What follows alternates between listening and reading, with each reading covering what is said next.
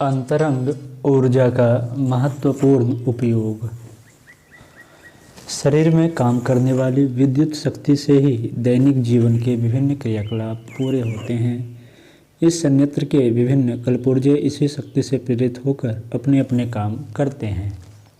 इसकी अधिक मात्रा उत्पन्न की जा सके तो उसका लाभ दूसरों को भी दिया जा सकता है। धन दान, रक्तदान, अंगदान आदि के द्वारा एक मनुष्य दूसरे को लाभान्वित कर सकता है। ठीक इसी प्रकार प्राणदान भी संभव हो सकता है। अपनी जीवनी शक्ति का एक अंश दूसरों को देकर उनमें नवजीवन का संचार अमुक मात्रा में किया जा सकता है। मैस्मरिज्म विद्या द्वारा शारीरिक और मानसिक चिकित्सा की जाती है और उसका लाभ औषध उपचार से कम नहीं अधिक ही मिलता है। मनुष्य शरीर में रहने वाली विद्युत शक्ति को अब साधारण यंत्र उपकरणों से जांचा परखा जा सकता है। वह एक अच्छा खासा जनरेटर है। किसी किसी में तो अनायास ही वह विद्युत प्रवाह बढ़ी चढ़ी मात्रा में होता है। कई उसे प्रयत्नपूर्वक बढ़ा सकते हैं। बिजली से अनेक प्रकार के प्रयोजन पूरे होते हैं। उसका उपयोग करके कई तरह के उपकरण क्रियाशील होते और लाभ उत्पन्न करते हैं। शरीरगत विद्युत से संपर्क क्षेत्र को किसी विशेष दिशा में उत्तेजित किया जा सकता है। किन्हीं व्यक्तियों को प्रभावित करके उनके चिंतन एवं चरित्र को मोड़ा जा सकता है। इतना ही नहीं, उन्हें स्वास्थ्य, बल, ज्ञान, पराक्रम जैसी विभूतियों से लाभान्वित किया जा सकता है। सूक्ष्म जगत में काम कर रहे शक्तियाँ स्थूल पदार्थों को किस प्रकार प्रभावित करती हैं, इसके उदाहरण आए दिन दिखते हैं। आकाश में उष्णता बढ़ते ही हमारे बर्तन गर्म और ठंडक का मौसम आते ही वे ठंडे रहने लगते हैं। वर्षा ऋतु में हवा की नमी मात्र से घास पात में हरियाली दौड़ जाती है। रेडियो और टेलीविज़न के उपकरण अंतरिक्ष में चल रहे सूक्ष्म प्रवाहों से प्रभावित होते और अपने काम करते देखे जाते हैं। इसी सिद्धांत के आधार पर मनोबल की शक्ति तरंगे आकाश में उड़ाई जा सकती हैं और उनसे निकटवर्ती एवं दूरवर्ती व्यक्तियों तथा पदार्थों को प्रभावित किया जा सकता है। मनुष्यों एवं प्राणियों की तरह ही मनोबल के द्वारा पदार्थों को भी प्रभावित किया जा सकता है। उन्हें हटाया, उठाया, हिलाया, गिराया जा सकता है। उनमें अन्य प्रकार की हलचलें एवं विशेषताएं पैदा की जा सकती हैं। उनका स्वरूप तक बदला जा सकता है और गुण भी। आग और बिजली की सहायता से पदार्थों के आकार प्रकार में परिवर्तन हो सकता है। ऐसा मनोबल के उपयोग से भी संभव है। कई चमत्कार प्रदर्शनों में ऐसी घटनाएं प्रयत्नपूर्वक प्रत्यक्ष की जाती हैं जिनमें मनोबल ने जड़ पदार्थों में अस्वाभाविक हलचलें पैदा कर दी अथवा उनके सामान्य क्रियाकलाप को अवरुद्ध कर दिया। बिना प्रदर्शन के भी ऐसे घटनाक्रम सामान्य जीवन क्रम में भी घटित होते रहते हैं, जिनमें व्यक्ति विशेष के संपर्क अथवा संकल्प के कारण वस्तुओं के स्वरूप एवं क्रियाकलाप में आश्चर्यजनक परिवर्तन होता है। विद्युत प्रवाह की तरह ही मनोबल को भी एक शक्ति धारा माना जा सके तो फिर उसके द्वारा संपन्न होने वाले क्रियाकलापों को भी आश्चर्यजनक नहीं, सामान्य ही माना जाएगा। आग और गर्मी का अंतर स्पष्ट है। आग प्रत्यक्ष है, स्थूल है, इसलिए उसे आँखों से देखा जा सकता है और इधर से उधर हटाया, जलाया, बुझाया जा सकता है। गर्मी सूक्ष्म है, व्यापक है, इसलिए उसे अनुभव तो किया जा सकता है पर देखा नहीं जा सकता। उसे हम पकड़ भी नहीं सकते और न धकेल सकते हैं। अधिक से अधिक कूलर आदि के द्वारा अपना कमरा ठंडा रख सकते हैं, पर गर्मी की ऋतु ही बदल देना संभव नहीं। बिजली, भाप और एवं ईंधन आदि के माध्यम से उत्पन्न होने वाली शक्ति का प्रत्यक्ष प्रयोग रोज ही होता है, इसलिए उसे हम सहज ही पहचानते हैं। मनोबल का सामान्य प्रयोग एक दूसरे को प्रभावित करने भर से होता है, पर उसे विकसित एवं व्यवस्थित स्थिति में किसी विशेष लक्ष्य के लिए प्रयुक्त किया जा सके तो प्रतीत होगा कि वह भी कितना शक्तिशाली है। उसके आधार पर व्यक्ति को ही नहीं, पदार्थों और परिस्थितियों को भी प्रभावित किया जा सकता है। अलेक्जेंडर राल्फ ने द पावर ऑफ माइंड नामक पुस्तक में विभिन्न प्रमाण देते हुए लिखा, प्रगाढ़ ध्यान शक्ति द्वारा एकाग्र मानव मन शरीर के बाहर स्थित सजीव एवं निर्जीव पदार्थों पर भी इच्छानुकूल प्रभाव डाल सकता है। राल्फ का कहना है कि यह एक निर्विवाद तथ्य है कि इच्छा शक्ति द्वारा स्थूल जगत पर नियंत्रण संभव है।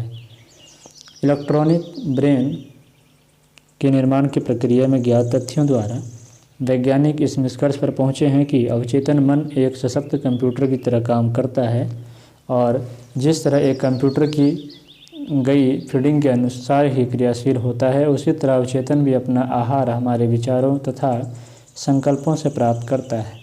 इस तरह अवचेतन की दिशा मनुष्य की इच्छाओं से ही प्रभावित होती है। स्पष्ट है कि इस अवचेतन पर व्यक्ति प्रयास द्वारा पूर्ण नियंत्रण पा सकता है और तब अभी अलौकिक लगने वाले काम कर सकता है। व्यक्ति स्वयं अपना विद्युत चुंबकीय बल क्षेत्र या गुरुत्वाकर्षण क्षेत्र विकसित कर सकता है, ऐसा वैज्ञानिक मानने लगे हैं, पर उसका आधार एवं प्रक्रिया अभी तक वे नहीं जान पाए हैं। मनुष्य चलता फिरता बिजली घर है, उसका भीतरी समस्त क्रियाकलाप स्नायु जाल में निरंतर बहते रहने वाले विद्युत प्रवाह से ही संपादित होता है। बाह्य जीवन में ज्ञानेंद्रियों और कर्मेंद्रियों द्वारा जो विभिन्न प्रकार की हलचलें होती हैं, उनमें खर्च होने वाली ऊर्जा वस्तुतः मानव विद्युत शक्ति ही होती है। रक्त जैसे रासायनिक पदार्थ तो मात्र उसके निर्माण में ईंधन भर का काम देते हैं। रूसी सेना को सार्जेंट नेलिया मिरवाइलोवा अपनी इच्छा शक्ति से स्थिर रखे जड़ पात्रों को गतिशील कर देती है और चलती घड़ी को रोक सकती है और पुनः चला सकती है। उसके द्वारा प्रस्तुत किए जाने वाले इन चमत्कारों को वैज्ञानिक परीक्षणों द्वारा प्रमाणिक ठहराया जा चुका है। शक्ति के बिजली, भाप, तेल जैसे साधनों में ही अब विचार शक्ति को भी स्थान मिलने जा रहा है। अध्यात्म शास्त्र में तो आरंभ से ही विचारों को ऐसा समर्थ तत्व माना गया है जो न केवल अपने उद्गमकर्ता को वरन पूरे संपर्क क्षेत्र को भी प्रभावित करता है। इतना ही नहीं, उससे दूरवर्ती एवं अपरिचित प्राणियों तथा पदार्थों तक को प्रभावित किया जा सकता है। टेलीपैथी के एक प्रयोगकर्ता इंग्लैंड के A.N. क्री ने बहुत समय तक यह प्रयोग चलाया कि बंद कमरे में क्या हो रहा है इसकी जानकारी प्राप्त की जाए। इस प्रयोग में एक महिला अधिक दिव्य दृष्टि संपन्न सिद्ध हुई। क्री ने अपने प्रयोगों की सच्चाई जांचने के लिए अनेक प्रामाणिक व्यक्तियों से अनुरोध किया। जांचने वालों में डबलिन विश्वविद्यालय के प्रोफेसर सर विलियम वैरेंट, इंग्लैंड की सोसाइटी फॉर साइकिक रिसर्च के प्रधान प्रोफेसर सिजविक जैसे मूर्धन्य लोग थे। उन्होंने कई तरह से उलट पलट कर इन प्रयोगों को देखा और उन प्रयोगों के पीछे निहित सच्चाई को स्वीकारा। इन प्रयोगों की जांच का विवरण विचार संप्रेषण समिति ने प्रकाशित किया है। दूरवर्ती लोगों के मस्तिष्कों को प्रभावित करने और उनमें अभिष्ट परिवर्तन लाने की दिशा में आस्तिकों और नास्तिकों को समान रूप से सफलता मिली है। इन प्रयोगों में रूसी वैज्ञानिक भी योग साधकों के पद चिन्हों पर चल रहे हैं। लेनिनग्राड विश्वविद्यालय के सूर्य विज्ञानी प्रोफेसर लियोनिद वसीलेव ने दूरसंचार क्षमता का प्रयोग शोधकर्ताओं में निरत एक मंडली पर किया। उसने अपने प्रयोगों द्वारा चालू शोध के प्रति धीरे धीरे उदासीन होने और उसे छोड़कर अन्य शोध में लाने का प्रयोग चालू रखा और इसके सफल परिणाम पर सभी को आश्चर्य हुआ। लियोनिद ने अपना अभिप्राय गुप्त कागजों में नोट करके साथियों को बता दिया था कि वे अमुक शोध मंडली की मनःस्थिति में उच्चाटन उत्पन्न करके अन्य कार्य में रुचि बदल देंगे। कुछ समय में वस्तुतः वैसा ही परिवर्तन हो गया और उस मंडली ने बड़ी सीमा तक पूरा किया गया अपना कार्य रद्द करके नया कार्य हाथ में ले लिया। इतिहास पुराणों की बात छोड़ दें तो भी प्रत्यक्षदर्शियों के प्रामाणिक साक्ष्यों के आधार पर यह विश्वास किया जा सकता है कि विचार और शब्द के मिश्रण से बनने वाले मंत्र प्रवाह का प्रयोग करके वातावरण तक में हेरफेर करने में सफलता मिल सकती है। अफ्रीकी जनजातियों की तरह ही मलाया में भी मंत्र विद्या के प्रयोग और चमत्कार होते रहते हैं। वहाँ के मांत्रिक ऋतु परिवर्तन को भी प्रभावित करते देखे गए हैं। मलाया के राजा परमेश्वरी अगोंग की पुत्री राजकुमारी शरीफा सालवा के विवाह की तैयारियां बहुत धूमधाम से की गई। उत्सव बहुत शानदार मनाया जाना था, किंतु विवाह के दिन घनघोर वर्षा आरंभ हो गई और सर्वत्र पानी ही पानी भरा नजर आने लगा। अब उत्सव का क्या हो? निदान रहमान नामक एक तांत्रिक महिला राजकीय सम्मान के साथ बुलाई गई और उससे वर्षा रोकने के लिए कुछ उपाय उपचार करने के लिए कहा गया। फलतः एक आश्चर्यचकित करने वाला प्रतिफल यह देखा गया कि पानी तो उस सारे क्षेत्र में बरसता रहा, पर समारोह के लिए जितनी जगह नियत थी उस पर एक बूंद भी पानी नहीं गिरा और उत्सव अपने निर्धारित क्रम के अनुसार ठीक तरह संपन्न हो गया। एक और घटना भी अंतर्राष्ट्रीय चर्चा का विषय बनी रही है। The year of the dragon film की शूटिंग वहां चल रही थी। जिस दिन प्रधान शूटिंग होनी थी उसी दिन वर्षा उमड़ पड़ी। इस अवसर पर भी अब्दुल्ला बिन उमर नाम के तांत्रिक की सहायता ली गई और शूटिंग क्षेत्र पूरे समय वर्षा से बचा रहा। द रॉयल एस्ट्रोनॉमिकल सोसाइटी के तत्कालीन अध्यक्ष तथा अन्य प्रमुख लोगों ने श्री डेनियल डगलस होम की विलक्षण कालाबाजियों का आंखों देखा विवरण लिखा है। प्रख्यात वैज्ञानिक रेडियोमीटर के निर्माता, लिथियम व गोलियम के अन्वेषक सर विलियम क्रूक्स ने भी श्री डेनियल डगलस होम का बारीकी से अध्ययन कर उन्हें चालाकी से रहित पाया था। इन करिश्मों में हवा में ऊंचे उठ जाना, हवा में चलना और तैरना, चलते हुए अंगारे हाथ में रखना आदि है। सर विलियम क्रूक्स अपने समय के शीर्षस्थ रसायन शास्त्री थे। उन्होंने भली भांति निरीक्षण कर श्री डी होम की हथेलियों की जांच की। उनमें कुछ भी लगा नहीं था, हाथ मुलायम और नाजुक थे। फिर भी क्रूक्स के देखते देखते श्री डी होम ने धधकती अंगीठी से सर्वाधिक लाल चमकदार कोयला उठाकर अपनी हथेली में रखा और रखे रहे। उनके हाथ में छाले फफोले कुछ भी नहीं पड़े।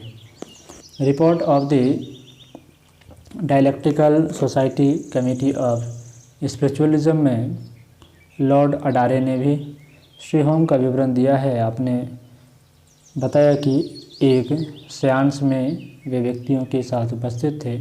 श्री डी होम ने धकते अंगारे न केवल अपनी हथेलियों पर रखे बल्कि उन्हें अन्य व्यक्तियों के भी हाथों में रखवाया। छह ने तो तनिक भी जलन या तकलीफ के बिना उन्हें अपने हाथ में रखा।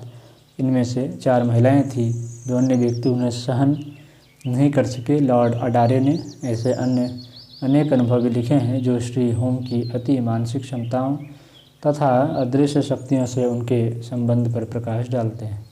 इनमें अनेक व्यक्तियों की उपस्थिति में कमरे की सभी वस्तुओं का होम की इच्छा मात्र से थरथराने लगना, किसी एक पदार्थ जैसे टेबल या कुर्सी आदि का हवा में 4-6 फीट ऊपर उठ जाना और होम के इच्छित समय तक वहाँ उनका लटके रहना, टेबल के उलटने पलटने के बाद भी उस पर सामान्य रीति से रखा संगमरमर का पत्थर और कागज पेंसिल का यथावत बने रहना आदि है।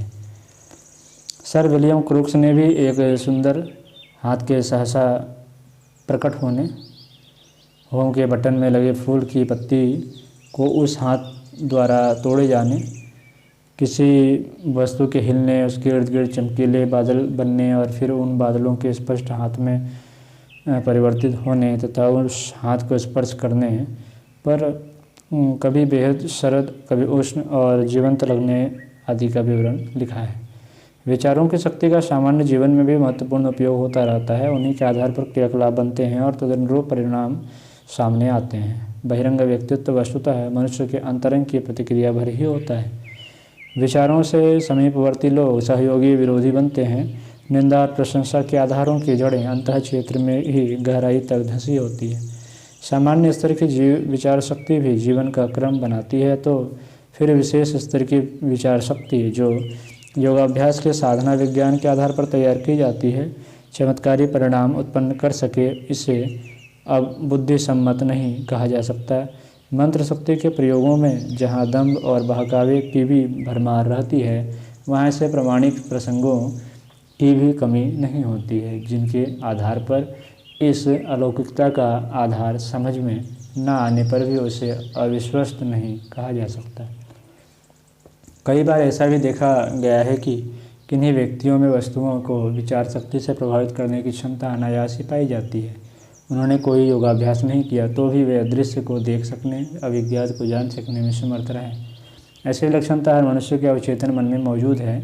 मानवीय विद्युत सामान्यतः दैनिक क्रियाकलापों में ही खर्च होती रहती है, पर यदि उसे बढ़ाया जा सके तो कितने ही विलक्षण कर्म भी हो सकते हैं। साधना से दिव्य क्षमता बढ़ती है और उससे कितने ही प्रकार के असामान्य कार्य कर सकना संभव होता है। यह आध्यात्मिक उपलब्धियाँ अगले जन्मों तक साथ चली जाती है। ऐसे लोग बिना साधना के भी पूर्व संचित संपदा के आधार पर चमत्कारी आचरण प्रस्तुत करते देखे गए हैं। ऐसे ही लोगों में एक नाम यूरी गेलर का भी है। अंग्रेजी भाषा की वैज्ञानिक पत्रिकाएं नेचर और न्यू साइंटिस्ट विश्वविख्यात है। उनका संपादन और प्रकाशन विश्व के मूर्धन्य वैज्ञानिकों द्वारा होता है और उनमें प्रकाशित विवरणों को खोजयुक्त एवं तथ्यपूर्ण माना जाता है। इन्हीं पत्रिकाओं में यूरी गेलर के शरीर में पाई गई अतीन्द्रिय शक्ति के प्रमाणिक विवरण विस्तार पूर्वक छपे हैं। यूरी गेलर अभी मात्र 30 वर्ष का था। उनका जन्म 20 दिसंबर 1946 में तेल अवीव में हुआ था। उसकी माता जर्मन थी। जब यह युवक साइप्रस में पढ़ता था तभी उसने अपने में कुछ विचित्रताएं पाई और उन्हें बिना किसी संकोच या छिपाव के अपने परिचितों को बताया दिखाया। वह जब घड़ियों के निकट जाता तो सुइयां कारण ही अपना स्थान छोड़कर आगे पीछे हिलने लगती। स्कूल के छात्रों के सामने उसने अपने दृष्टि मात्र से धातुओं की बनी चीज़ों को मोड़कर ही नहीं तोड़कर भी दिखाया। उसने खुले मैदान में बिना किसी पर्दे या जादुई लाग लपेट के हर प्रकार के संदेहों के निवारण का अवसर देते हुए अनेक प्रदर्शन किए। किसी को किसी चालाकी की आशंका हो तो वह यह अवसर देता कि तथ्य किसी भी कसौटी पर जांच लिया जाए। उसे जादूगरों जैसे करिश्मे दिखाने का ना तो अभ्यास था और ना अनुभव। सम्मोहन कलाओं से नहीं आती। जो भी वह करता स्पष्टता प्रत्यक्ष होता। स्टैनफोर्ड रिसर्च इंस्टीट्यूट द्वारा आयोजित परीक्षण गोष्ठियों में मूर्धन्य वैज्ञानिकों के सम्मुख वह अपनी कड़ी परीक्षा में पूर्णतः सफल होता रहा। जर्मनी और इंग्लैंड के प्रतिष्ठित पत्रकारों के सम्मुख उसने अपनी विशेषता प्रदर्शित की थी और टेलीविज़न पर उसके प्रदर्शनों को दिखाया गया। यूरी गेलर दूर तक अपनी चेतना को फेंक सकता है, वहाँ की स्थिति जान सकता है। इतना ही नहीं, प्रमाण स्वरूप वहाँ की वस्तुओं को भी लाकर दिखा सकता है। उससे जब ब्राज़ील जाने और वहाँ की कोई वस्तु लाने के लिए कहा गया तो उसने वैसा ही किया और वहाँ का विवरण सुनाने के साथ साथ ब्राज़ील में चलने वाली नोटों का एक बंडल भी सामने लाकर रख दिया। फिलाडेल्फिया के 2 वैज्ञानिकों के कक्ष में गेलर को मुलाकात देनी थी। उन प्रसिद्ध वैज्ञानिकों का नाम है आर्थर यंग और टेड बास्टिन। इन दोनों के सम्मुख भेंट देकर जब वे जीने से उतरकर नीचे की मंजिल में आए तो ऊपर के कमरे में रखी भारी मूर्ति भी नीचे उतर आई और उनके कंधे पर बैठ गई। सन 1971 में वे ओसिनिंग, जो न्यूयॉर्क निवासी एक सज्जन पुहरिक के साथ सिनाई रेगिस्तान की सैर पर गए। उन सज्जन ने मूवी कैमरे का खोल अमेरिका में ही रह गया था। फलतः फ़ोटो खींचते समय लेंस के इर्द गिर्द धूल जमती और कठिनाई उत्पन्न होती थी। गेलर ने ढक्कन रखे होने का स्थान पूछा और देखते देखते अमेरिका से कैमरे का खोल वहीं मंगा दिए। पूछने पर गेलर ने बताया कि यह क्षमता उन्हें बिना किसी प्रयास के अनायास ही मिली है। इन प्रदर्शनों में उन्हें तंत्र मंत्र आदि कुछ नहीं करना पड़ता। अदृश्य दर्शन के समय वे अपनी दृष्टि सीमित रखने के लिए एक साधारण सा पर्दा खड़ा कर लेते हैं और उसी पर उतरते चित्रों को टेलीविज़न की तरह देखते रहते हैं। वह मेज पर रखे हुए धातुओं के बने मोटे उपकरणों को दृष्टि मात्र से मोड़ देने या तोड़ देने की विद्या में विशेष रूप से निष्णात हैं। ऐसे प्रदर्शन वह घंटों करता रह सकता है। सन 1969 में उसने आँखों पर मजबूत पट्टी बंधवाकर और ऊपर से सील करवाकर इजराइल की सड़कों पर मोटर चलाई थी। उसके अदृश्य दर्शन की शक्ति भी अद्भुत है। उसकी माता को जुए का चस्का था। जब वह घर लौटती तो गेलर अपने आप ही बता देता कि वह कितना पैसा जीती या हारी है। इसकी अतीन्द्रिय विशेषताओं का परीक्षण वैज्ञानिकों और अन्वेषकों की मंडलियों के समक्ष कितनी ही बार हुआ था और वह निभ्रांत सिद्ध हुआ था। 25 मार्च 1909 की घटना है। मनोविज्ञान शास्त्र के पितामह फ्रायड से मिलने के लिए उनके समकालीन मनःशास्त्री जूंग गए। चर्चा का विषय परामानसिक शक्ति का प्रभाव था। फ्रायड इस तरह की किसी विशेष मानसिक क्षमता पर विश्वास नहीं करते थे।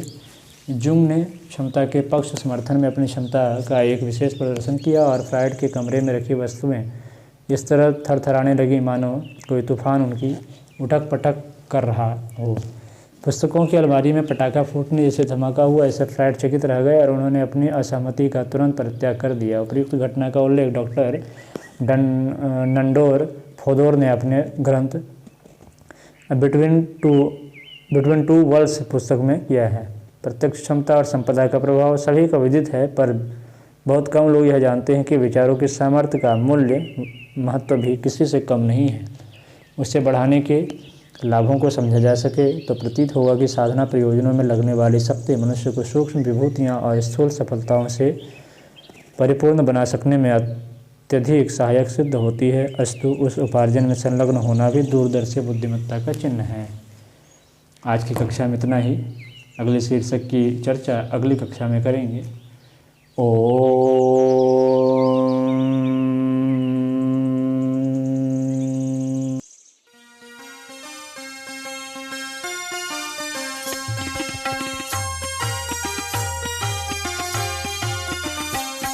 चलो गुरुदेव के सपने सजाने की शपथ ले लें। चलो गुरुदेव के सपने सजाने